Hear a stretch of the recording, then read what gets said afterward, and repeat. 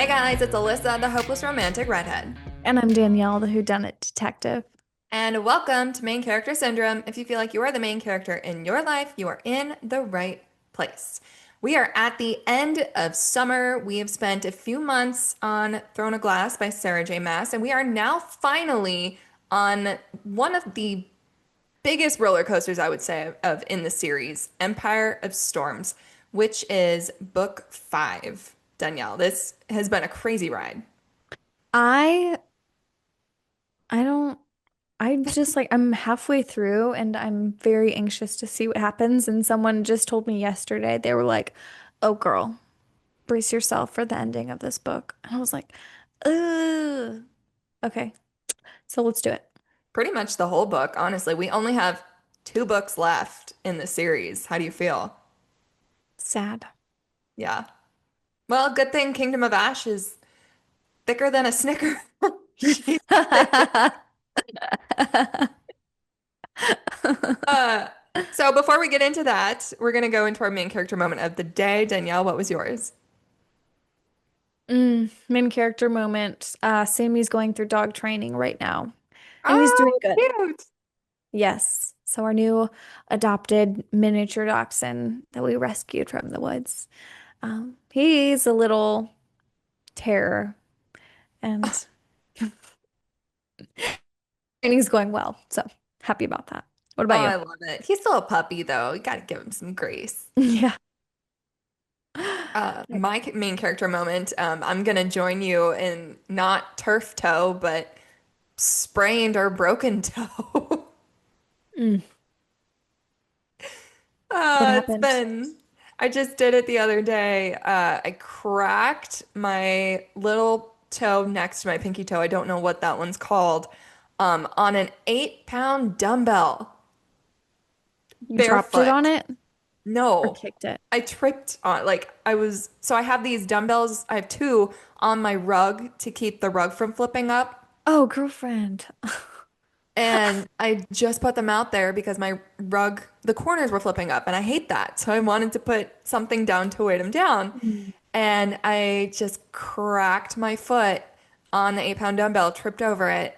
And by the next morning, like my toe, my little toe was black and blue. Mm, I could yikes. barely put any weight on it. So I've been icing it like a queen. It's been Elevate great. it. Elevate it. Elevated it and everything. So I can walk on it today. So hopefully by the time I go into work tomorrow, I can walk from the garage to the office. Hmm. Would be great. But yeah, I'm joining you in toe problems. But stuff I'm sucks. not showing pictures of the toe for Mm. obvious reasons on the internet, but just use your Pay us. imagination. It's all black and blue. All right. Getting into the reason you are all here today, we are going to be talking again about Empire of Storms, Book 5 of the Throne of Glass series. We are going to put a massive spoiler alert for books 1, 2, 3, 4, and the prequel Assassin's Blade. If you have not read Assassin's Blade, it would probably be a good idea to read it before you read Empire of Storms because there are going to be characters that we are going to meet in this book and the next book that were in Assassin's Blade that will probably not be explained very well in the first few books. Just letting you know. You have Yeah. been warned if you have not read the series yet. So we left off. Dorian Havilliard is now king of Otterlin after killing the evil king and shattering the glass castle. The king was supposedly possessed by a Volg demon this entire time. Chaol was badly injured in the fight with the king and is paralyzed from the waist down, which he will then journey to the Torre Chesme with Nezran to find the best healers, which will be in Tower of Dawn, the next book. Elide has been left alone in the woods carrying a word key after Manon saved her in Morath with the help of Caltaine Rampier, who burned herself along with a third of Morath to cinders with Shadowfire, killing the Volg, Witchlings, and the Yellowlegs that birthed them. Elide Locken, is the daughter of Aelin's handmaiden who died saving her life. She has a permanent limp after she fell down the stairs and broke her ankle. Her uncle Vernon, unfortunately, is still alive. He refused to let her get it treated, so it healed wrong. She was also kept in shackles up until Manon freed her. Lork and Salvatore ran away with the gold ring and a supposed word key that actually Aelin faked with a Volg ring. He is on the hunt for the other word keys. Manon Blackbeak and the 13 are flying back to Morath. Aelin and Rowan are finally together after a very steamy moment with a gold nightgown, which also wasn't super steamy because I have not gone all the way, and that is a big part of this book. We also learn that there is an evil Vogue King Erewhon, whom Elena and Gavin did not kill but put to sleep in an iron coffin. He's now awake and in the body of Duke Parrington for now, and he is raging war across the continent with his dark Vogue minions. Aelin, Rowan, Adian, Lysandra, Evangeline, and Fleetfoot are on their way to Orth to get Aelin's throne back. We left them when they arrived in Terrasen, which conveniently smells like Rowan of pine and snow, which also smells like home. So, in the prologue, we begin with our last point, which was Elena, Galathinius, and Gavin are in their war tent and they are preparing to fight Erewhon, and things are not looking good. She knows that his army will slaughter theirs. Gavin wants her to run, but her father's powers are failing, indicating that they will not beat Erewhon. They know they aren't going to live through this, but Elena comes up with a plan that won't kill Erewhon, but will trap him instead. She needs Gavin's help as a distraction. Gavin notes this will only delay the war for people to deal with later on, and Elena says if they do this, no one can know what they've done. Which now Aelin knows what they've done. Yes. So we get to part one, the Firebringer. And in chapter one, and what chapters are we going to today so everyone knows? One, We'll be two, going up to chapter 26. 26. Okay. So in chapter one, we start with a lead traveling to Terrasen while the word stone. She's following along a dry river before she starts hearing wyvern wings. They were likely flying to the ferry in Gap, where the other half of the group of them basically is camped. Then Lorcan is in the woods hiding after he's interrogated and killed some yellow legs. He's searching for the other word keys and he then sees a lead and smells the quote unquote otherworldliness on a lead and chooses to follow her. So he kind of thinks that she's maybe like a Volg, a witch or something. He like doesn't put two and two together like, "Oh, that's a word key. Hmm. That's why she smells like this." Right. But like immediately we've got Lorcan in a lead. And these personalities, I'm so excited to see how they clash. Yeah. Chapter 2. Aelin and her court are traveling in Terrasen. The little folk are giving them and making them all these little gifts. Rowan got like a little bird figurine, which was super cute. Adian sent messages to the lords that he trusts to have a meeting. Aelin and Rowan have some very cute moments together. They do get heated and they can't do anything yet, but there is a promise of alone time later. She should have learned her lesson with Sam.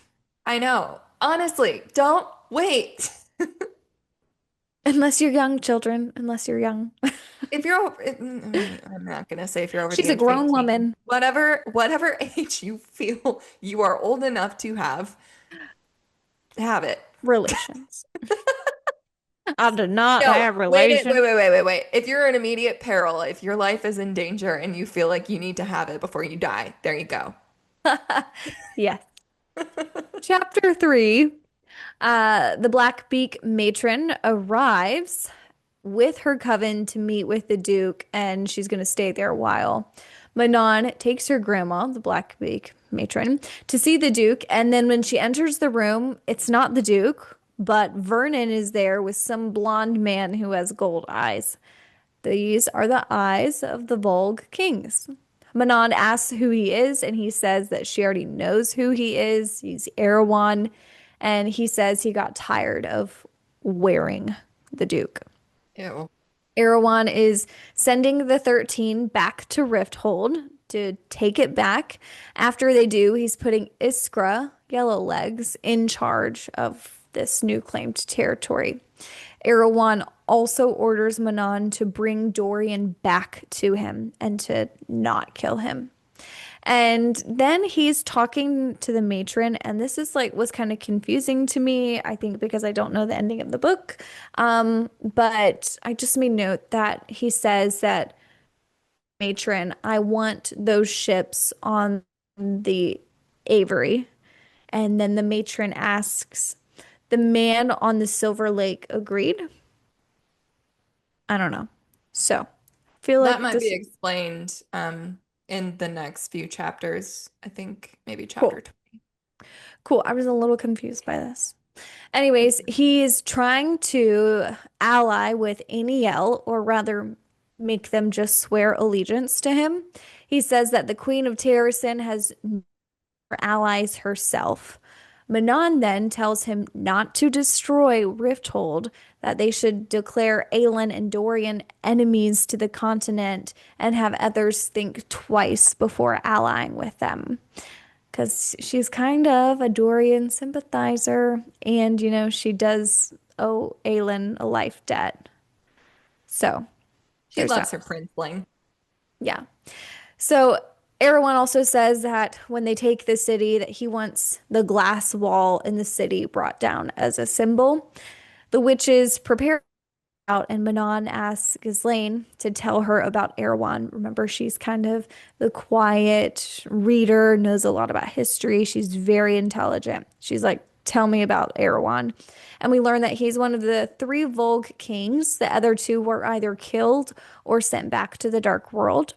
In the past, he built a large army for many years, like we saw in the prologue, and was then defeated by King Brandon's daughter and her human mate, Gavin. Which is Elena, Galathinius, and Gavin. So, chapter 4. Aelin and her court meet with the lords in a tavern because of one of them, Murtaugh, his health. The lords are Ren, Murtaugh, and Darrow. Aelin recognizes Murtaugh from when she rescued Chaol in Crown of Midnight, and we met him, I believe, in Heir of Fire when Chaol was working with him and Ren. Yeah. Aelin introduces Lysandra as a Lady of Caraver, a name she completely made up. Darrow doesn't like Aelin, thinks of her as a spoiled child who waves her fire to intimidate people, only calls her Your Highness, not Majesty, as a sign he only sees her as a princess.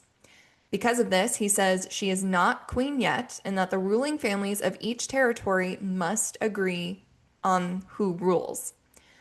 He looks at her court as a bunch of misfits. Lysandra, a common whore, Rowan, Maeve's minion, to which Aelin says he's her Caranam, and Darrow kind of scoffs at it. Darrow basically says Aelin and Aedion would have been betrothed, but Wendlin rejected the offer to reunite the kingdoms at Maeve's request. Darrow then starts to insult Aedion to talk about his whoring days. I'm still not familiar exactly with what he has done so far, but Aelin stops him with a dagger through the spaces of his fingers, saying next time she won't miss if he insults another of her court. Darrow reveals a piece of paper declaring he and three other lords of Sloane, Ironwood, and Gunner, which is the majority, do not recognize her as Queen of Terrasen. Darrow says if Aelin steps foot into Orinth and tries to take the throne, it will be an act of treason and war. Now, I also want to point out here, while Darrow is a dick, he does have a point. Like, from his point of view, Aelin lived in luxury as the king's assassin, and even before that, as one of the top assassins in Otterlin. And she left Terrasen to fend for itself for 10 years. I mean, Aelin's got some damage control here. But she was a child. Like, she had to run away. She was trying to be assassin. Someone was trying to assassinate her, and she was a child. Like, what else was she supposed to do? And it wasn't like necessarily she lived a life of luxury. She got taken by this man who then was like, "You want to live with me? You have to become an assassin or a courtesan." And so it's like, what do? You just survive. And so she's just surviving. And where does that get her? She gets Mhm. sent to a prison labor camp. She's beaten, and then her main enemy doesn't know who she is and pulls her out of this camp and is like, "Fight for me, dance monkey." And so I'm like, I was like, dude, piss off. Well, that's Like, because we know what happened. We know her story. From his point of view, he just sees a spoiled little girl coming back to get her throne yeah. because she wants it back. And Well, he sucks. he's a dick for sure. Not S- arguing that. But I will So, say her story, yes, she knows her story. We know her story, which is why we get angry at Darrow. But if you can throw yourself in Darrow's or the other Lord's shoes, they have no idea well, that they don't Aelin care. has been through all this stuff. But like, they don't even like care to know. They're just like, No. Darrow wants the throne for himself. He wants to Hmm. be king. Yeah. And so he's given loser energy. Yeah. Well, and it's also true because they don't like magic. They're all human. Mm-hmm. Wimp. So, So, yeah. I mean, Darrow can kick rocks for sure. yeah. But Aelin does have some damage control to do. Aelin in chapter 5, she feels betrayed. Like she is like gut wrenched. Darrow says Adian's Bane army is now under the Lord's command. And I just hate this. He freaking sucks. And so I wrote here, I hope he dies slowly in this book. Like, that's gonna be success. We'll see. Um, so Darrow says there are no allies for them, that they are alone. The Lords float. She could marry someone else for an ally. And if she does, then they'll consider her possibly as becoming the queen. She warns Darrow that darkness will be permanent if they lose this war. So she's trying to remind him this is not necessarily about who's going to be on the throne. Mhm. Like, this is about us living. And this was So, a moment where she just snuffed out all the candles in that tavern and is like, this is what you're going to be left with. And then yeah, Darrow's like, lights a little candle with his match and he's like, man can create own flame, like a caveman. yeah. His point of view, like his perspective on this whole thing is like minuscule. And look at the big picture, buddy. We need someone to rule who can lead us in war. Well, they Trust me. think that they can win it without magic, and that's the big thing. They just don't like that they have to rely on magic. Yeah. Ugh. So then Darrow, being a jerk he is, he says Nehemia was a waste of life. Oof. And Rowan cuts him off immediately and threatens him. He does this a couple times in the book. He's like, do not bring this stuff up to my Don't mess with woman. my queen. Don't mess with my queen. But also, like at that point, I'm surprised that the knife didn't go through the hand at Yeah, that point. for real. Then some of their messengers come back and say that the Iron Teeth are flying for Rifthold to take the city. Adian handed Rowan 2 glass vials of poison, and they plan to go to Rifthold to save Dorian. Well, Rowan plans to go to Rifthold to save Dorian, I should say, because he can fly there and get there the fastest. So then Aelin tells Adian to get the Bane ready to go to Skulls Bay. She wants to try to get the pirate Lord Ralph as an ally Can in we the remember group. who Rolf is and what she did to him the last? Because the last time I remember, she saw him, she stole 200 of his slaves. Mm-hmm. He freed 200 slaves and like destroyed his city. And he Yeah. said, if you ever step foot here again, I'm gonna kill you. So she's like, let's go get him as an ally. This will be fun. Um, then I don't know if this is important, but Evangeline is being sent away with Murdaugh to learn about etiquette and how to be a lady. Adian says Darrow has limited days Oh no. and tries to like, she knows if he is killed by them, that they will not be allowed in the city and that she will never be the queen. Aelin, Start back with Evangelina sent with Murdoch. You froze again. oh, okay. Evangeline is sent away with Murdaugh to learn about etiquette and being a lady.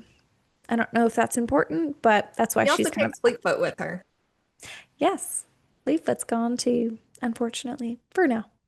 Adian then says that Darrow has limited days, but Aelin tries to calm him down and correct him, and she knows that if Darrow is killed by them, that they will not be allowed in the city and that she will not be allowed to take the throne.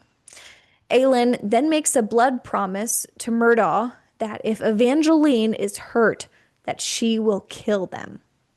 She's like, "You hurt this girl? You're done, buddy." And then she makes another blood promise that when Darrow calls for help, that she will come despite how terrible he is. Aelin says then that she's going to build an army of thieves and assassins. And I just love that. And then the little folk continued to give her gifts as signs. They left her a temple and a white stag made of twigs.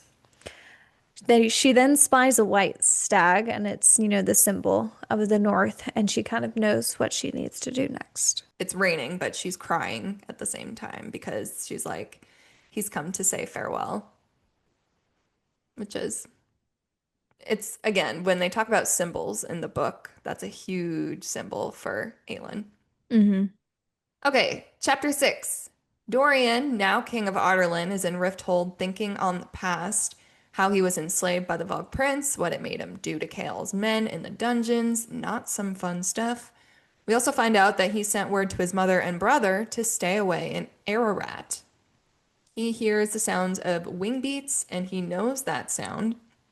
He finds out a horde of wyverns are heading to Rifthold and they're terrorizing the city. From Manon's point of view, we know it's Iskra's legion that beat Manon to Rifthold, attacking without their wing leader and ignoring orders to wait. The 13 have been flying nonstop and are exhausted, but keep pushing. Manon hopes she's not too late. She So then hurt in, my feelings for our little princeling. yeah, chapter 7, Rifthold under attack. Ian is fighting. He's using his magic on the top of his tower that he's in, freezing witches and wyvern, and then yellow legs break into the tower to kill him. These are unnamed yellow legs. It's not Iskra. But they break into the tower to kill him, and he's hit by a poison tip wyvern. His magic starts to heal him because he is very powerful. And then all of a sudden, a witch who's about to kill him is beheaded by Manon. This is huge. Oh my, like mic drop moment. Manon just killed a witch. She then tells Dorian to use the secret passages to get to safety. And she says the Duke is not who he seems and that he is going to unleash evil on the world. She tells him to rally, rally his forces before Erewhon grows his forces to an uncomfortable size. She's like, don't slow down. He's going. So grow your forces quickly. And she says Dorian now owes her a life debt. Mhm. Rowan arrives, and we can tell by his scent in the book. So just a few little cues that she puts in her writing. So Rowan jumps in there. We can tell by his scent. He comes and he starts to kill Manon by sucking the air out of her lungs. And Dorian screams, telling him to stop, and he immediately stops. Witches have no shields against magic like that. And we learn, I think this will be important, that only when most desperate or enraged can a witch summon the magic in her with devastating consequences. And it's called yielding. Yeah, I remember that. Yeah. Chapter So, 8. Rowan flew hard and fast and managed to get to the king just in time, but he's in bad shape. He and Dorian are escaping the castle through the passageway Aelin discovered in Book 1. Rowan can sense her in the halls as Dorian points out where she killed Archer Flynn in Book 2. So it's almost kind of like a farewell to Books 1, 2, and 3, where we went through all these passageways with Selena Sardothian and we went through this journey with her. Dorian and Rowan are now kind of traveling to leave and flee these same passageways. So Dorian then says Rowan was going to kill Manon, and Rowan says Dorian asked him not to. Dorian then says that he hopes she'll help them win this war. Rowan says not to trust her, but maybe fate will throw him a bone. Who knows? They reach the end of the tunnels where they find a river and a small old boat, which is like rickety and barely floats. Dorian gets in it and he sails away while Rowan flies ahead. While they do this, Rowan reflects on how useless he is in war. He can't offer money or armies, he's only a prince in name.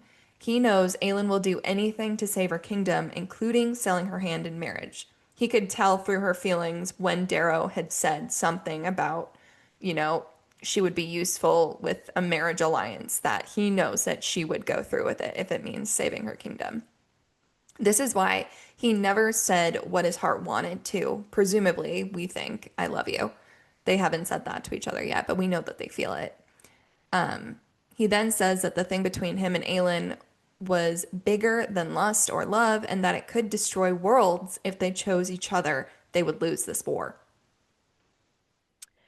Chapter Powerful 9. words. All we get is I love you. And he's like, our love could destroy worlds. Yeah, right? Jeez. Chapter 9, a lead knows that she's being hunted. For days, she tries to get this person off her trail with no success. She hears a howl and recognizes it from Morath and knows it will mean death for her. Her hunter, Larkin, comes out and tells her to follow him.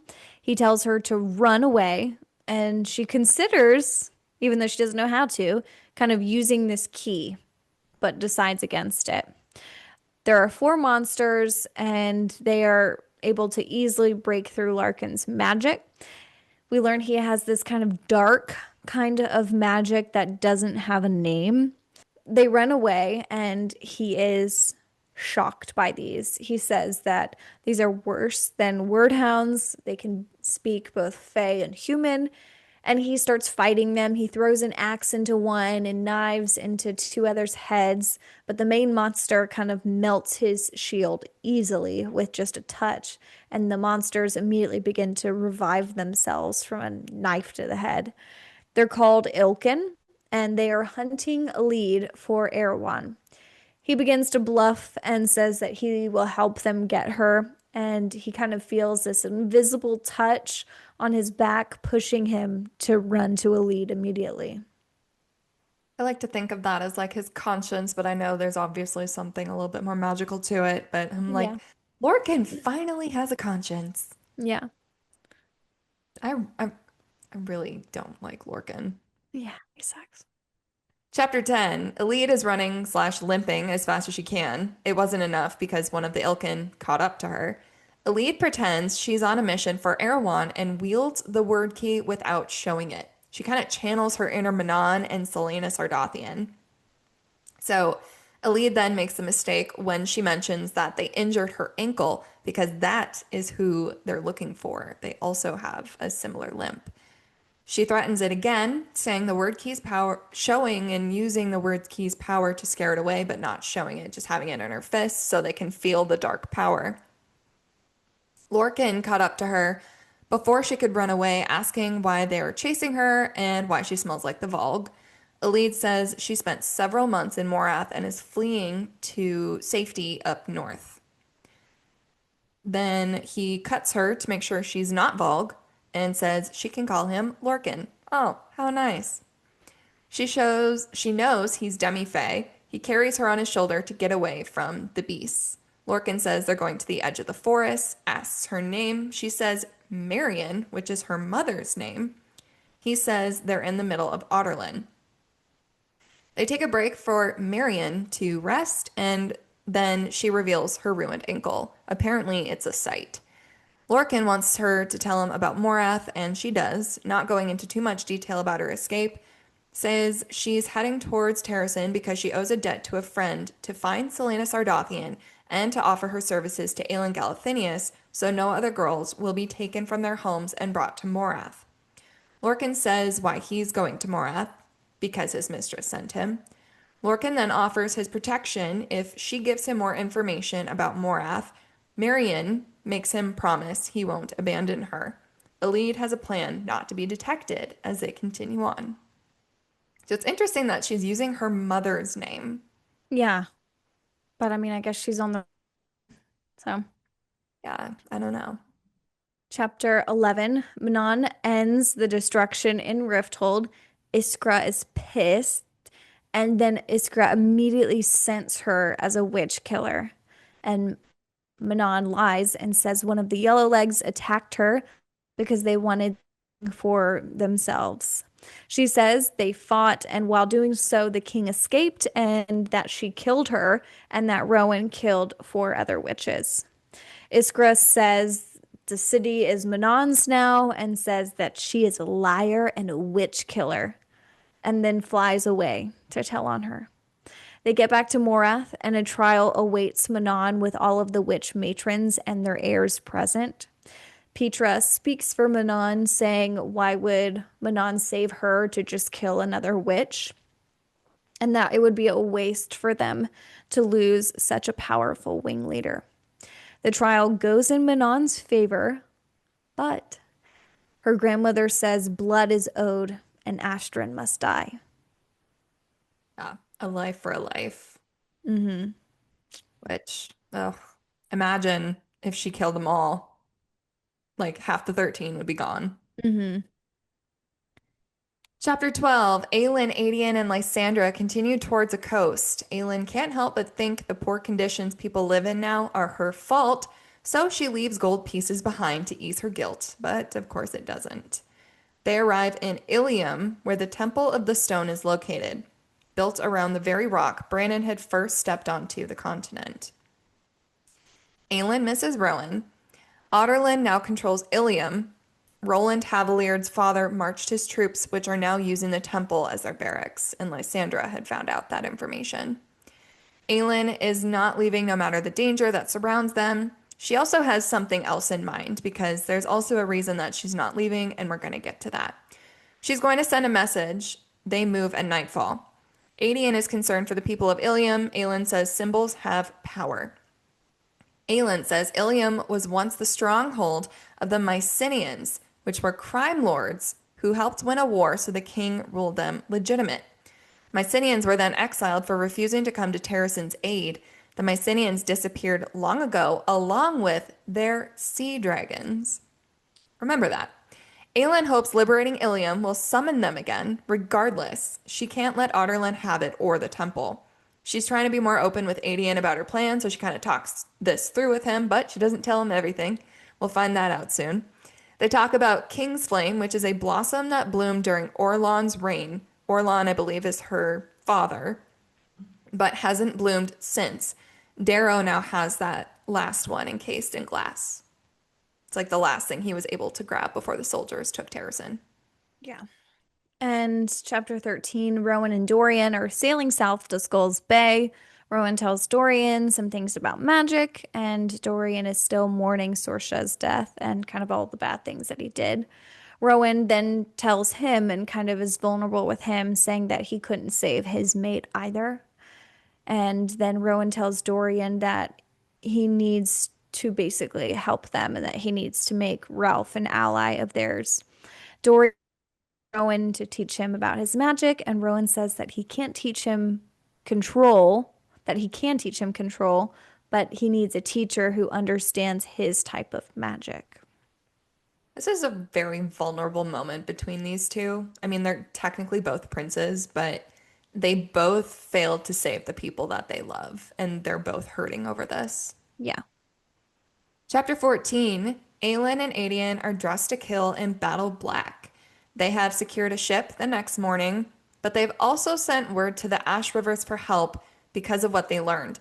50 Fey warships have been spotted on the western coast towards Ilium, and an army of Fey warriors are camped and waiting for the right moment. These are Fey warriors, which means they are Maeve's warriors. Aelin is worried Maeve has allied with Erewhon, which would not be good. Lysandra says a storm is coming, indicating Aelin, and makes a point. Why did Erewhon wait until now to strike? Adian and Lysandra have a flirty moment. Adian then starts to think about what Darrow said about her and doesn't care. She was like him, sacrificing themselves for others. Adian then reflects on the almost betrothal Darrow had talked about, meaning he knew about it back then. It grosses him out to think of his cousin, Aelin, like that. Thank God. They make their move on the temple. Aelin wears a crown of fire on her head as she faces 50 soldiers. Many run once they see her, and she's given them the choice you can either run or die, while 35 remain to fight. The fight lasts 20 minutes. Aelin burns the commander to ash from the inside out, and all soldiers are either dead or surrendered. Adian and Lysandra then check the archives while Aelin checks out Brannan's stone, which is a black rock, smooth as glass, and steps on it. So Aelin in chapter 15 is on the rock with the word key. Brannon shows up and he told her that the little folk sent her. Do you remember the temple that they created for her? That Yeah, was like a little signal for her to go there. yeah. So he made that request for them. She asks him if Maeve can be killed. He says he doesn't know her magic, that it's different, and she's lived longer than any other Fae. So while Fae are kind of like immortal, they're not like fully immortal. Like they live like a million lifetimes, basically. Not actually, but they live a really long time. But for some reason, Maeve doesn't die. So he says that he summoned her for he summoned Aelin for a lock. So he wants Aelin to go retrieve this lock. The lock is hidden in a stone marsh in a sunken city. The lock is needed to bind the keys back into a broken word gate. It's the only way to get them back into that gate and seal it permanently. Okay. That's all it says. So it's very cryptic, as Brannon and Elena are. As Yeah. Elena was like, are you also just gonna give me cryptic messages just like Elena did? Because I've already been there, done that.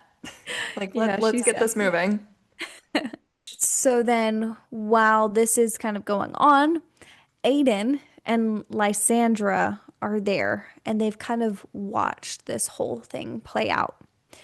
Then, randomly, out of nowhere, a Volg commander shows up and it's like gut-wrenching for Aelin in a sense because it is the ward of the slave camp in Dovir that she was at, the ward that beat her.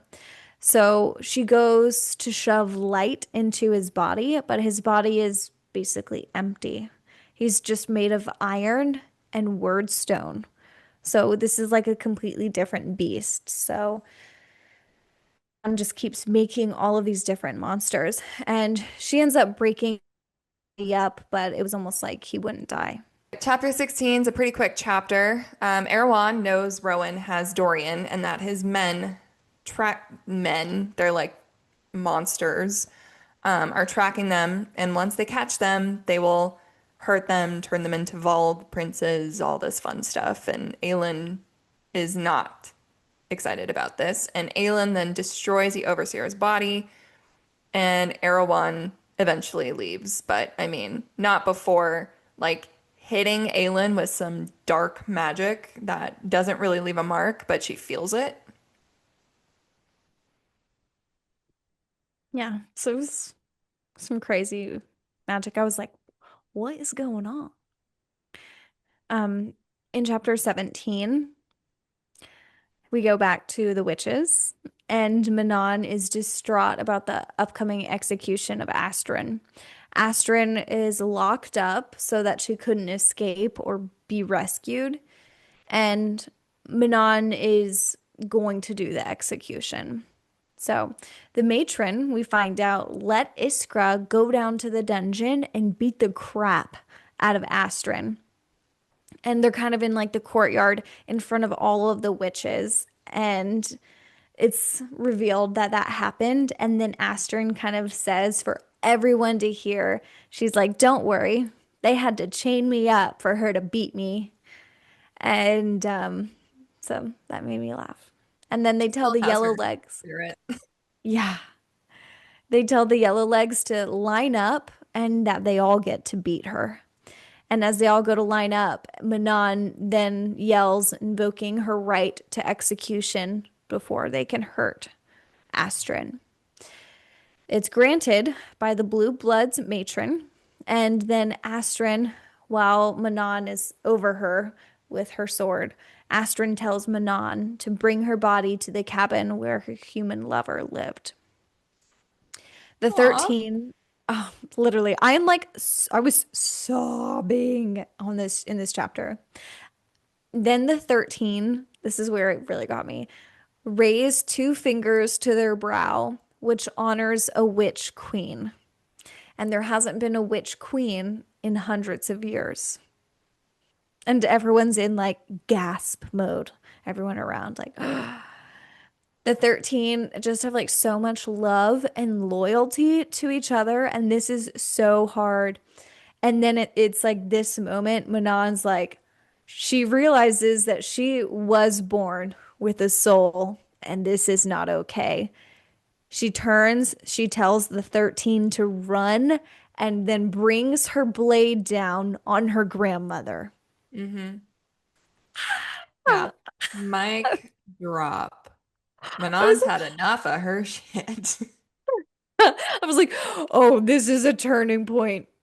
This is bad." But go, Manon. Yeah. I love Manon's character growth. Yeah. And little does she know that the 13 were hitting the mark with the Witch Queen thing, because in chapter 18, Manon and her grandmother are fighting with just their nails and teeth, as is, I guess, this kind of tradition. They're not fighting with swords or man-made items. Their grandmother, the grandmother, reveals that she actually killed Manon's mother, even though she was always told that she died birthing Manon. So she's always lived with the knowledge that she killed her mother when really the grandmother did. Manon is then stripped of her title of heir, which is and wing leader. So grandmother then tells her that she will be known as Manon Witchkiller and Manon Kinslayer. Her grandmother whispers in Manon's ear that her father was a Kraken prince and that her mother intended Manon's mixed blood would be the key to break the curse. So Manon has been a kinslayer her whole life because she has been killing Krakens when she is one. The witch who was spying on the Farian Gap was actually searching for Manon, as they had learned that the child of their dead prince was alive. And get this, the witch called Rhiannon was Manon's half sister. She killed her and she wears her cape. Manon is the last Kraken queen. Manon's grandmother slices her across the stomach, and Manon throws herself from the balcony. Abraxos then catches her. Etta and Briar come back to retrieve her. Six Yellow Legs in pursuit. They take on those, and Manon manages to kill both witches, Hmm. chasing her, and then she faints while flying over Oakwald Forest, telling Abraxos to take her to Oakwald, but she didn't get to finish her sentence because she passes out. Yeah. Chapter 19, a lead and Lorcan are still traveling. They reach a bridge and they need to cross this bridge. However, Otterland soldiers are there and they're like checking everyone. Everyone's still searching for a lead. They go into a tavern waiting for this kind of checkpoint because the line is so long and they really need people to sneak by with. So she tells Lorcan to pretend to be her husband, and they sit next to a group of performers who can't pay the toll. Alid says, excuse me, Alid says that they are trying to join a group of performers and would like to join them and that they can help pay the toll. The woman in charge says no, and Alid says that Larkin is a knife thrower and that she is a sidekick and that they were part of Baba Yellowleg's carnival before she was murdered. The performer Molly then comes over to tell them that they're in, and they get in their carriage. And then a performer tells them about Rifthold being taken down by the witches. A lead asks about Aelin, and the performer says that he's heard rumors that she's a tyrant and a whore. They are stopped, and guards tell them to get out of the carriage. They basically steal a bunch of stuff and take a lot of their money and then send them on their way, no problem. Nice people. Yeah. All right, chapter 20. Rowan and Dorian have arrived in Skulls Bay. They notice something feels wrong in the air with the fierce storm that is around them. Rowan is exhausted because he has been flying nonstop to get to Dorian, to get them to Skulls Bay. Their main goal is to find Rolf. Captain Rolf, first introduced during Assassin's Blade, is in charge of Skulls Bay. He has hands tattooed with a map of the world's oceans. The rumor is that they would move, showing enemies treasure in storms. But the price for the tattoo was supposedly his soul, and they stopped moving when magic fell. So now I'm sure they would start moving again because magic is back. They then go to his personal tavern, the Sea Dragon, and Rolf is waiting for them. So they meet with Rolf, who says Erewhon sent notice to him and many others that Dorian is a traitor and that Erewhon is the king now, and that him and the Queen of Terrasen, that Dorian and the Queen of Terrasen, Aelin, says that they slaughtered thousands of people and were told that they're enemies. His brother Holland is declared the heir and prince, and they ask Ralph what side he's on, and he said the side that stays out of his land. And we learn that he's lost control of the eastern side of the islands, and he pulls off his gloves to reveal the map on his hands, and that, it's a magical map, and it's supposed to move, and it moves everywhere except the eastern islands. He says that he hears noises and screaming from that side, and that they've seen monsters, and that they unfortunately let it go unchecked for too long. Then we learn that Parrington's generals took Ralph's islands in the spring, and then Ralph fought to get it back, and that most of Ralph's men died. Ralph says at the Eastern Islands that they've been making sea wyvern. That doesn't sound good. His men were taken and were made vogue and then sent back to him. And so, unfortunately, his men died because he was forced to do the painful thing of killing his own men. And then Rowan and Dorian sense two people approaching this office, and the door opens, and it's Gavriel and Fenris, Maeve's minions. Yep, chapter 22. The two Fae, Gabrielle and Fenris, which are two of Rowan's cadre who are still blood sworn to Maeve, so this could be ugly. They reveal that Maeve's armada sails for the continent and is headed for Eelway.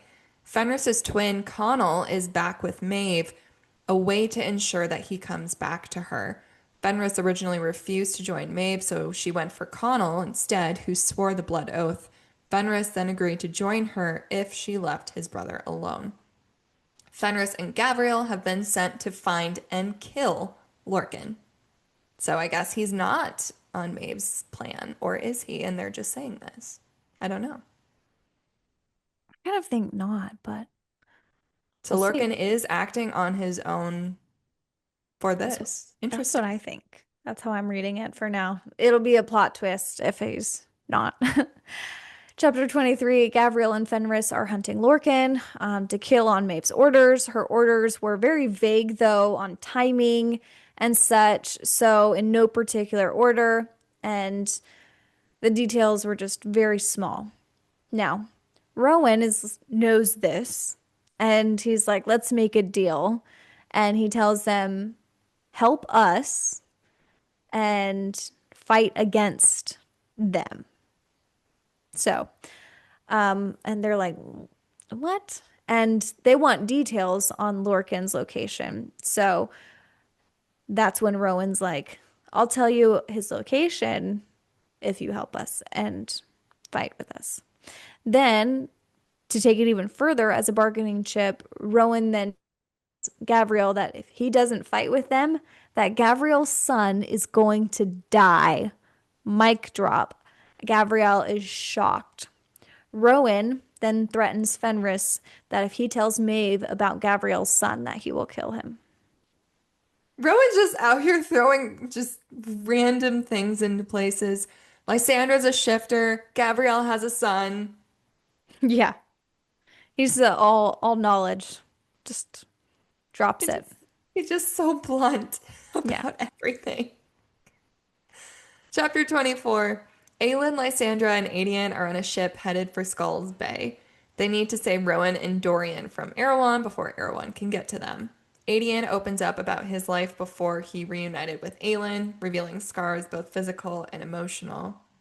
So this is another very vulnerable moment that he has with Aelin that, before she didn't know about his past and now he's opening up to it.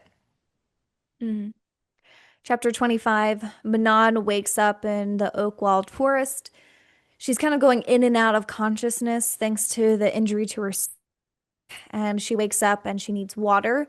And so she goes to the river right next to her, and as she's drinking, a woman says hello. And this woman's like beautiful, she's naked, and she has crystal blue eyes. And she is a bloodhound sent by Erewhon to retrieve Manon.